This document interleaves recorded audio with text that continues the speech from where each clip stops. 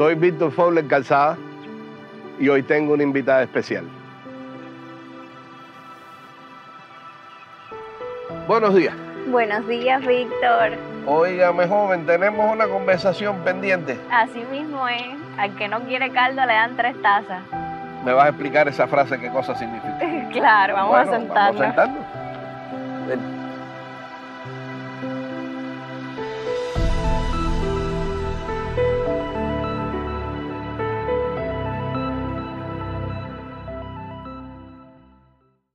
Tenemos la frase enigmática. ¿Cómo se explica? Bueno, yo creo que tenemos que comenzar por el principio. Y el principio, al menos para mí, de esa frase está, ¿no?, en el discurso del 22 de diciembre de 1961 de Fidel Castro en la Plaza de la Revolución. Y antes de eso, entonces, están también las historias de mis abuelos, que además se alfabetizaron y cogieron el 6º grado en la Facultad Obrero Campesina, precisamente gracias a esa campaña de alfabetización. Y además está una de mis tías, la mayor, y una de las hermanas más pequeñas de mi abuela, que también fueron alfabetizadoras a su vez. Y haber nacido desde pequeña con esa historia repetida, ¿no?, contada, de gratitud y de agradecimiento, yo creo que también me ha hecho centrarme, ¿no?, particularmente en este tema para venir a conversar. O sea, tú eres de una familia en la que están mezclados a la misma vez alfabetizadores y alfabetizados. Sí, así mismo es. Qué cosa así más interesante. Sí. Es increíble cómo la campaña de alfabetización no solo fue el proceso del año en el que se logra eliminar de Cuba el analfabetismo, sino que además fue una continuidad, o sea, fue un proceso con muchísimas continuidades, además continuidades que beneficiaron muchísimo a quienes participaron alfabetizando de él y siendo alfabetizados. Yo creo que la campaña de alfabetización, sobre todo el carácter popular que tuvo la campaña de alfabetización, supuso, ¿no?, un antes y un después en la revolución naciente, en la manera de imbricar, ¿no?, al pueblo, en la manera de imbricar a las personas en un proceso tan emancipador, tan revolucionario y tan necesario como fue en ese momento la campaña de alfabetización, y además tan moralizante con respecto al resto del mundo, porque si tenemos que ver en contexto la situación, ¿no?, del analfabetismo en América Latina, sobre todo en los países que sufrían más que nunca el tema del coloniaje, de la colonización, y además que sufrían también el tema de esa tosudez enorme, egoísta y macabra del imperialismo, de estar en todo momento obstaculizando, ¿no?, cualquier iniciativa de liberación, de independencia, de emancipación real. Por cierto que estamos frente a la Plaza de la Revolución. Sí, sí. Además fue un día lindísimo, según uno puede encontrar en cualquier libro de historia al que vaya. Combinó, y el mismo Fidel lo mencionaba en su discurso, el júbilo con la alegría, entonces la felicidad con la indignación. O sea, eran momentos de celebrar, pero también de sentir rabia, porque la campaña de alfabetización fue una campaña que también tuvo muchos costos, y dentro de ellos fueron los mártires, ¿no? Fue una masa juvenil apoyando todo ese proceso, pero cuando se pensaba que no se podía cumplir en un año, los obreros entonces vinieron en la última estocada a apoyar, y fue entonces cuando se pudo dar el golpe final y poder declarar a Cuba territorio libre de analfabetismo.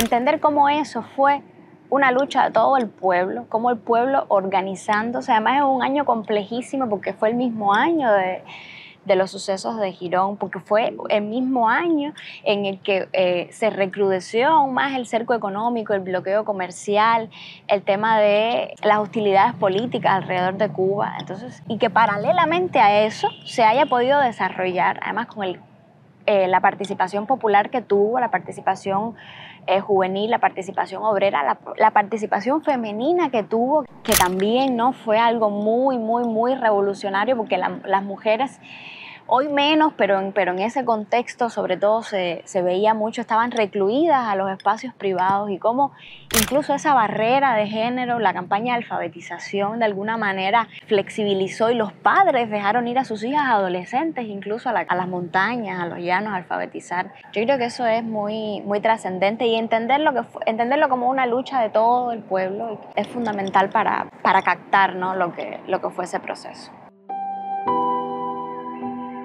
Estamos frente a la Plaza de la Revolución. Es un día de silencio, pero es de suponer que en ese momento de diciembre de 61, según vemos en las imágenes, esto era un hervidero. Fidel dijo tantas cosas ese día. De todo ese universo, ¿cuál es tu frase favorita?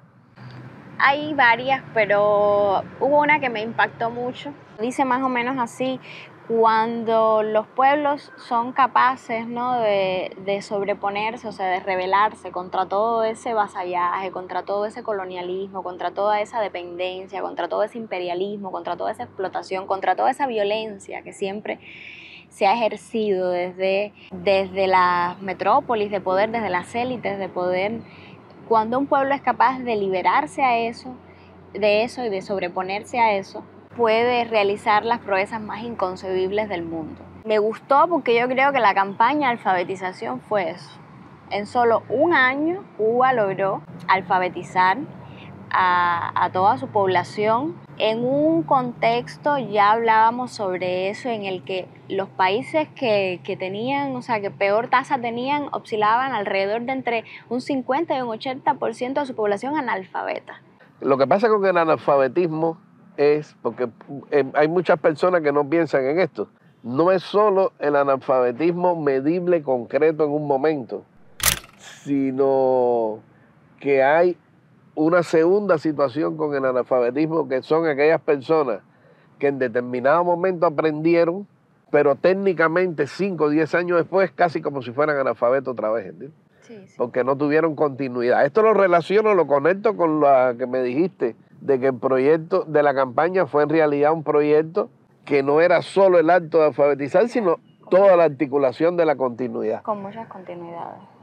Esa frase de Fidel significa entonces que la campaña fue un acto de liberación en el sentido de pasar de esa población analfabeta a la posibilidad de entrar al mundo del conocimiento, pero significa también, te pregunto, que fue un acto de rebelión.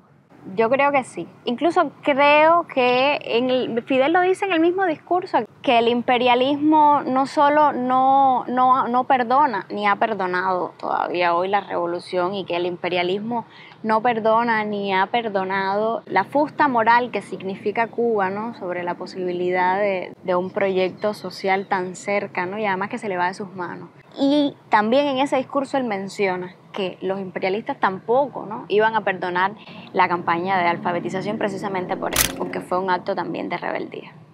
Esa es una idea muy profunda, porque implica que el no perdón está en la articulación social de un acto colectivo de acceso al conocimiento.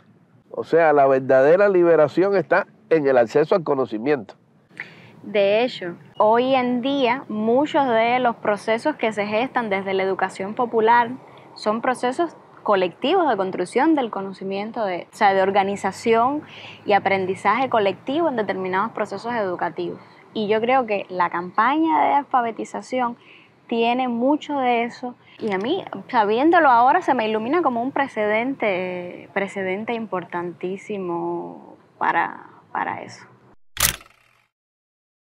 Debemos entender la campaña como un gran acto colectivo de rebelión, de liberación, en el sentido de acceso al conocimiento. Sí, pero en ese discurso Fidel también deja claro, además de una manera muy impactante, o sea, muy vibrante, porque es un discurso muy vibrante, el tema de que es un acto también de resistencia, pero no solo una resistencia al imperialismo, no solo una resistencia para sobreponerse al tema de la dependencia, sino también una resistencia cultural, ¿no? Y una resistencia desde el punto de vista del acceso, ¿no? a la cultura. Incluso específicamente en el discurso hay una frase de lo más motivadora, ¿no? Que dice que precisamente esa resistencia del pueblo de Cuba va a ser la sepultura del imperialismo. El Cuba va a ser no solo la primera revolución socialista de América Latina, sino además también en ese momento colocarse al frente del menor índice de analfabetismo en América Latina. En aquel momento le daba un derecho moral tremendo, ¿no? Para poder hablar de democracia, y además hoy en día todavía sigue siendo muy polémico, pero en aquel momento, incluso en ese discurso, es increíble cómo ese discurso es, además de profundamente antiimperialista, que eso es algo que atraviesa Fidel Castro, es también una lección de democracia, ¿no? Porque muchos de los países latinoamericanos en ese momento, aliados políticos de Estados Unidos para el tema Cuba, el discurso, ¿no? político hacia las afueras que se manejaba era que el socialismo era opresión, era explotación. Y entonces Fidel se preguntaba, ¿cómo puede ser el socialismo explotación? ¿Cómo puede ser el socialismo opresión? Si en un año logramos alfabetizarnos a un país completo. Y eso se resume además magistralmente en una provocación que hace lindísima, que dice, ¿no querían socialismo? Bueno, pues le vamos a dar 3 tazas de socialismo si siguen. Ya, esa es la frase. Esa es la frase. 3 tazas de socialismo. Ya. Hubo una idea también que me llamó muchísimo la atención y la contrasté con otra experiencia de vida que tuvo que ver con mi visita al Museo de la Alfabetización, que está en el complejo Barona. Antigua Ciudad Escolar, bueno, Ciudad Escolar Libertad. Exacto. Y es como él cuando relata, ¿no? la parte triste de la campaña, que fueron los asesinatos, específicamente relata el asesinato de Manuel Ascun. Se dice que el asesinato de un maestro se convirtió en 100.000 brigadistas más. Esa frase yo la conecto muchísimo con una historia que cuentan en el museo, que fue como se muere una muchacha ahogada en una crecida de río, una brigadista, una alfabetizadora en las montañas. Y bajan a darle la noticia a sus padres. Y cuando se sientan a darle la noticia a sus padres en la casa, la primera respuesta de sus padres a esa noticia de que su hija había muerto fue si su otra hija más pequeña podía ocupar el lugar de su hija fallecida.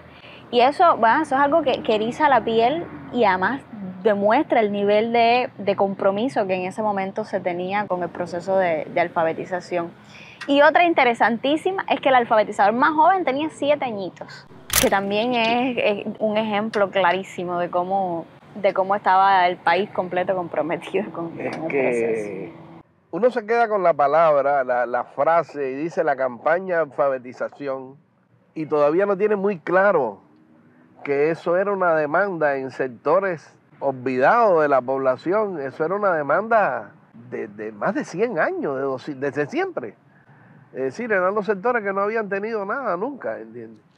Y la campaña los trajo a la vida al entregarles un camino de acceso al conocimiento, porque hay que entender que todo vino junto. Claro, fue un proceso. O sea, de eso se trata un proceso de cambio social, ¿no?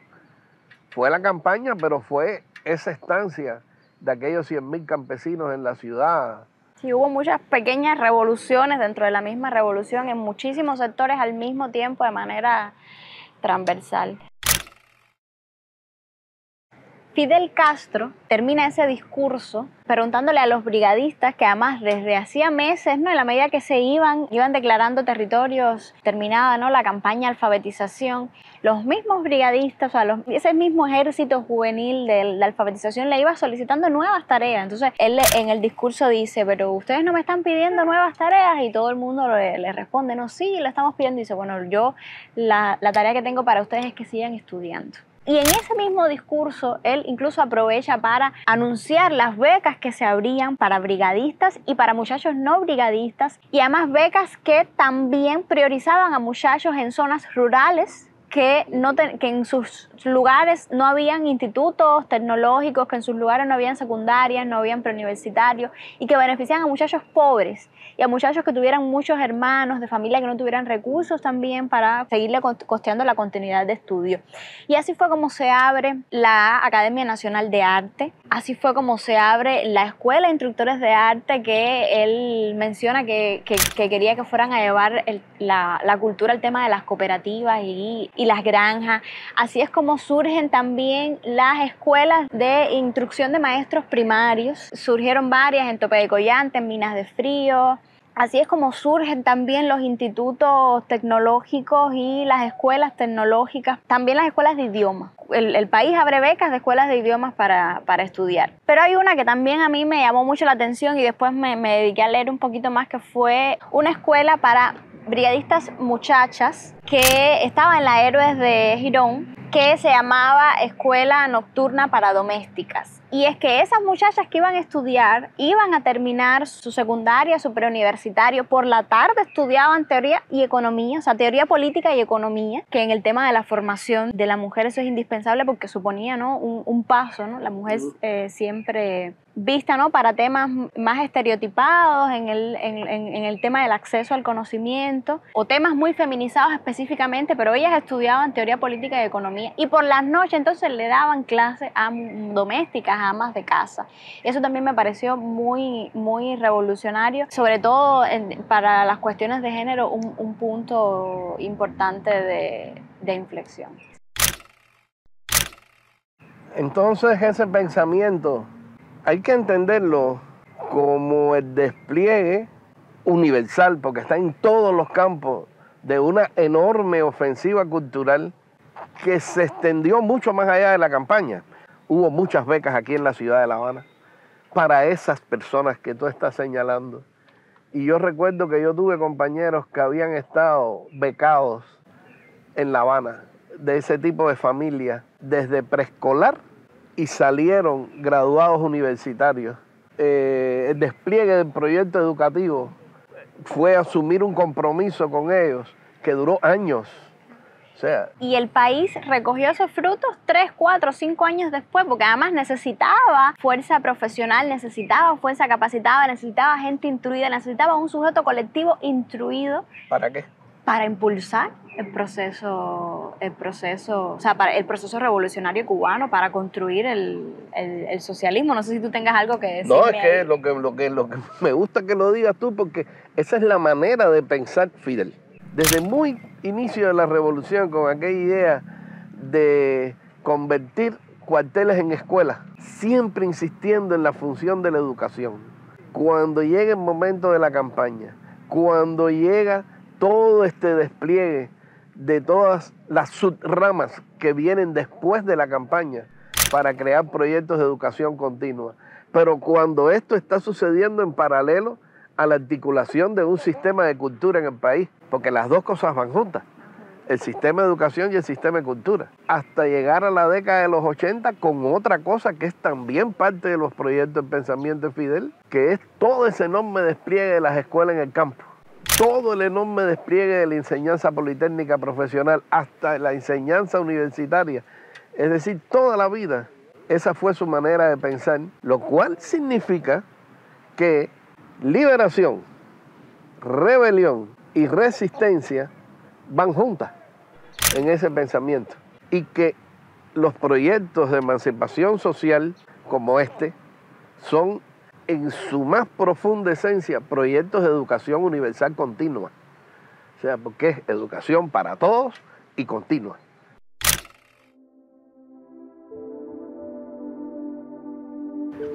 Aquí estamos en la zona donde tanta historia ha sucedido. Vamos para el lado.